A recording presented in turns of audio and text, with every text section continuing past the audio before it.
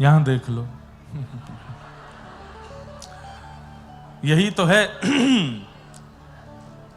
संसार में सारे विवाद चल रहे हैं, पर ठाकुर जी की सन्निधि जितने एरिया में है उतने में तो सत्संग ही चलता है।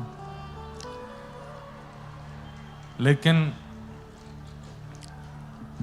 सब अपने प्रकार से, अपने भाव से व्यवस्थित हैं।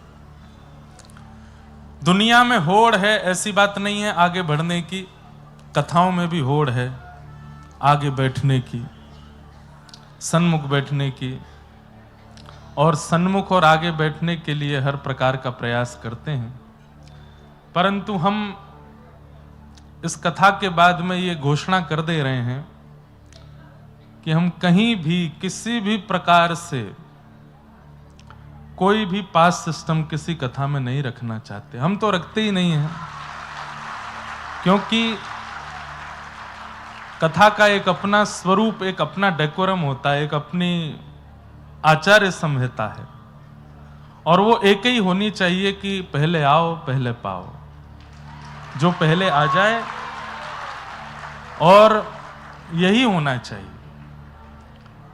यहां तक कि हमारे जो कथा के, देखो पीछे से सारी कुर्सियां हटाई जा रही हैं, सब कुर्सियों को बाहर किया जा रहा है ताकि लोगों को ज्यादा बैठने की जगह मिले।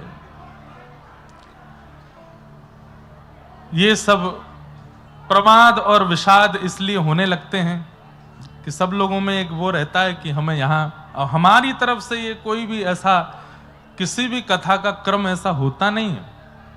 पर अब जो लोग सहयोग करते हैं व्यवस्था में, जो लोग सहयोग करते हैं सब प्रकार के भावों में, उन लोगों के मन में ये भाव रहता है कि हमने सहयोग किया तो हम सन्मुख रहें, हम लोगों के लिए एक अलग से व्यवस्था हो। वो भी एक अपनी तरफ से अच्छी है बात, जो सहयोग कर रहे हैं उनका भी एक अपना व्यवस्थित क्रम होना चाहिए। पर उसका रूप, उसका प्रारूप कुछ और हम बनाएंगे कि उसके लिए एक अलग से व्यवस्था बैठने की कर दी जाए। परंतु संपूर्ण पंडाल का जो क्रम हो वो तो ऐसा ही होना चाहिए कि जो पहले आ जाए वो ही पहले बैठे। और ये लगभग हमको हर कथा में जब पहुंचते हैं तब एक दिन पहले ही पता चलता है कि ऐसा है, इतने क्रम में वो लोग बैठेंगे, इतने क्रम में वो बैठेंगे, वहां वो बैठेंगे। परंतु इससे बहुत फिर अव्यवस्था होने लगती है। कई लोग फिर थोड़े विवाद में आ जाते हैं, लड़ाई झगड़ा कर लेते हैं, और फिर कथा का जो मूल रूप है लड़ाई शांत कराना, वही नहीं हो पाता।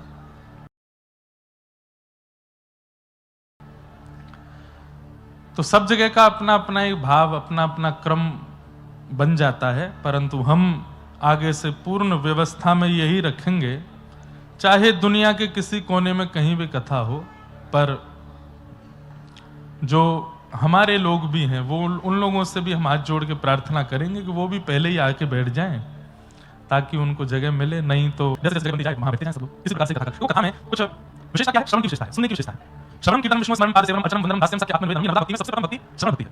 और वो श्रवण कैसे भी किया जाता है, कहीं से भी किया जाता है, हमारे चित्त में वो बात प्रवेश होनी चाहिए। उसके लिए सन्मुख होना, ठाकुर जी के सन्मुख होना जरूरी है। वक्ता की वाणी सुनाई दे जाए, जहां से सुनाई दे।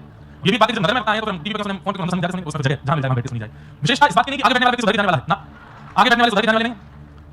कहीं भी बैठा हो कथा के क्षेत्र में, कथा के उस परिसर में, अगर वो श्रोता में बैठा होगा, ग्रहण करने की भावना से बैठा होगा, सबसे पीछे बैठा होगा तो भी बदल जा सकता है।